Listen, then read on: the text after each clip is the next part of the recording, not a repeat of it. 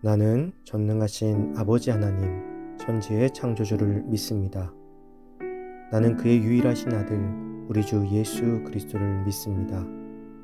그는 성령으로 잉태되어 동정녀 마리아에게서 나시고 본디오 빌라도에게 고난을 받아 십자가에 못 박혀 죽으시고 장사된 지 사흘 만에 죽은 자 가운데서 다시 살아나셨으며 하늘에 오르시어 전능하신 아버지 하나님 우편에 앉아 계시다가 거기로부터 살아있는 자와 죽은 자를 심판하러 오십니다. 나는 성령을 믿으며 거룩한 공교회와 성도의 교제와 죄를 용서받는 것과 몸의 부활과 영생을 믿습니다. 아멘.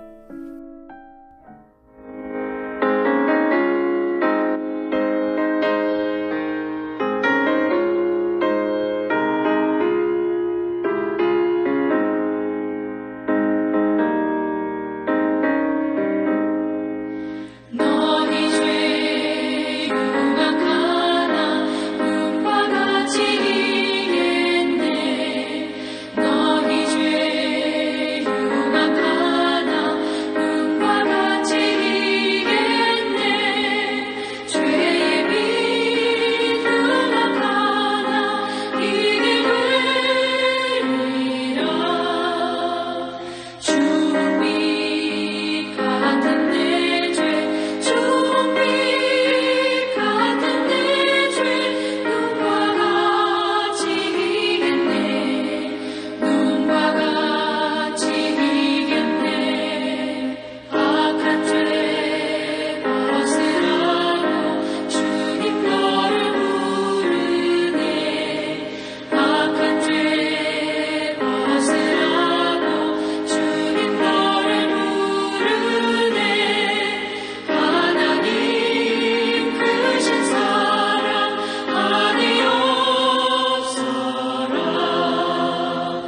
악한 죄 벗으라고 악한 죄 벗으라고 주님 너를 부르네. 주님 너를 부르네.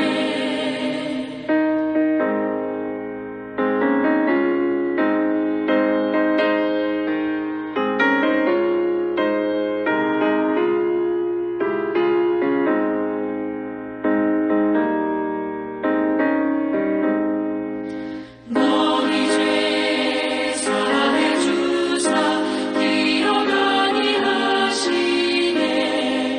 너희 죄 사해 주사 기억 아니하시네. 불쌍한 사람들아 오라 하시네. 너희 죄 사해 주사 너희 죄 사해 주사 기억 아니하시네. 기억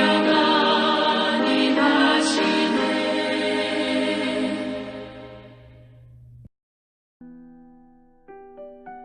오늘 하나님께서 우리에게 주신 말씀은 고린도 후서 7장 8절에서 16절입니다. 그러므로 내가 편지로 너희를 근심하게 한 것을 후회하였으나 지금은 후회하지 아니함은 그 편지가 너희로 잠시만 근심하게 한 줄을 알미라. 내가 지금 기뻐함은 너희로 근심하게 한 까닭이 아니요 도리어 너희가 근심함으로 회개함에 이른 까닭이라. 너희가 하나님의 뜻대로 근심하게 된 것은 우리에게서 아무 해도 받지 않게 하려 함이라. 하나님의 뜻대로 하는 근심은 후회할 것이 없는 구원에 이르게 하는 회개를 이루는 것이요 세상 근심은 사망을 이루는 것이니라. 보라, 하나님의 뜻대로 하게 된 이 근심이 너희로 얼마나 간절하게 하며 얼마나 변증하게 하며 얼마나 분하게 하며 얼마나 두렵게 하며 얼마나 사모하게 하며 얼마나 열심 있게 하며 얼마나 벌하게 하였는가. 너희가 그 일에 대하여 일체 너희 자신의 깨끗함을 나타내었느니라.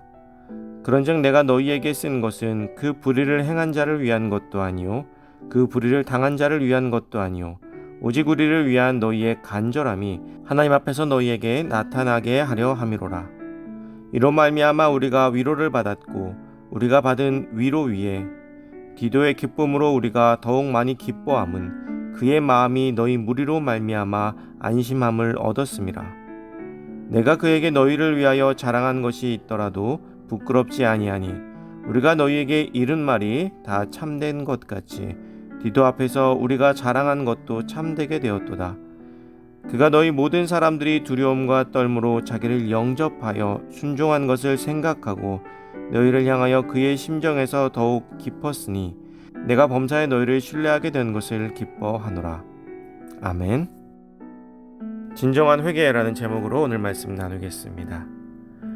바울은 고린도 교회의 수많은 문제들을 놓고 고민하고 또 고민하였습니다. 그래서 2차례나 편지를 보내게 된 것이죠. 그곳에 디도를 보내놓고도 마음이 항상 불편했습니다. 디도를 만나서 그곳의 이야기를 듣고 싶었습니다. 그리고 결국에는 디도를 만나게 되었고 고린도 교회의 소식을 듣게 되었습니다. 그리고 거기서 감사와 기쁨의 탄성이 넘치게 되었습니다. 바울에게 기쁨이 된 것 중 하나는 고린도 교회 교인들이 회개하였다는 소식입니다. 누구보다도 바울이 기다렸던 소식이죠. 회개는 작게는 자기의 죄와 허물을 깨닫고 뉘우치는 것에서 더 나아가 옛 마음이나 생활을 떨쳐버리고 새로운 신앙의 길로 돌아서는 진정한 회개가 있습니다. 그리고 그것이 구원에 이르는 회개입니다. 바울은 고린도 교회 성도들이 자기의 죄를 깨닫는 것을 넘어서 진정한 구원에 이르는 회개에 이르기를 소망하였습니다. 그리고 그 소망은 결국 이루어졌습니다. 그토록 자신을 괴롭히던 고린도 교회 교인들이 회개하여 새롭게 변화된 것입니다. 그들의 회개의 시작은 역시 바울의 편지 때문이었습니다. 그런데 바울은 고린도 교회에 회개를 촉구하는 편지를 보내고 후회하였습니다. 그것이 그들에게 근심이 될까 하는 염려 때문이었습니다. 마치 자식의 잘못을 혼내놓고 혹여라도 아이의 마음이 다치지 않았을까 하는 부모의 마음과 같을 것입니다. 그만큼 사도 바울은 고린도 교회를 사랑하였던 것이죠. 그러나 그 편지를 통해 그들이 근심하고 회개하였기 때문에 또한 바울은 누구보다도 기뻐하였습니다. 고린도 교회 교인들을 회개시킨 근심은 하나님을 따르는 근심이며 경건한 근심이었습니다. 죄 가운데 있는 사람은 하나님을 깨달을 수 없습니다. 하나님의 뜻대로 절대로 살 수 없죠. 이제 고린도 교회는 바울의 눈물의 편지를 통하여 진정한 회개에 이르게 되었고 하나님의 뜻을 깨달아 하나님의 뜻대로 살 수 있는 존재가 되었습니다. 그들의 삶은 이제 죄와 함께하면서도 어찌 믿음을 지켜볼까 하는 것을 넘어서 죄를 완전히 제거하고 온전히 하나님께 돌아가는 것이 살 길임을 깨닫게 된 것입니다. 고린도 교회 교인들은 이제 그동안 너무나 쉽게 자신들이 지어온 죄에 대해서 분노하게 되었습니다. 회개는 과거에 죄된 나의 모습에 대해서 그럴 수도 있지 하고 넘어가는 것이 아닙니다. 앞으로는 그러지 말자라고 넘어가는 것도 아닙니다.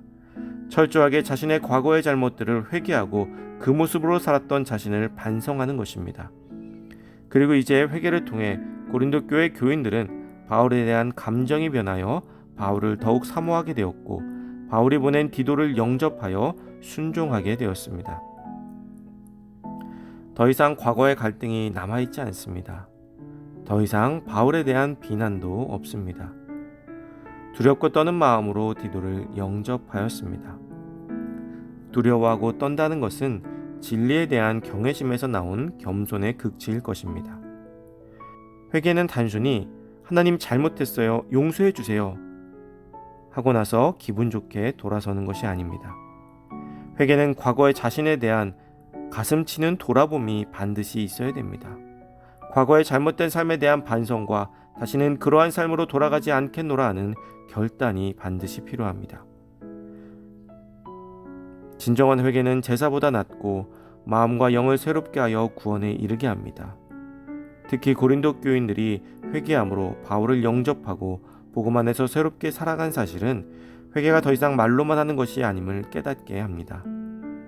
사랑하는 성도 여러분, 그리스도인은 주님 앞에서 회개한 사람들입니다.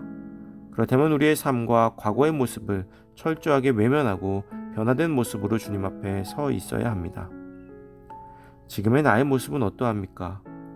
고린도 교회 교인들이 간절함과 분노와 두려움과 열심으로 회개한 것처럼 우리의 삶에 그렇게 뜨거운 회개를 통한 변화가 있기를 간절히 소망합니다.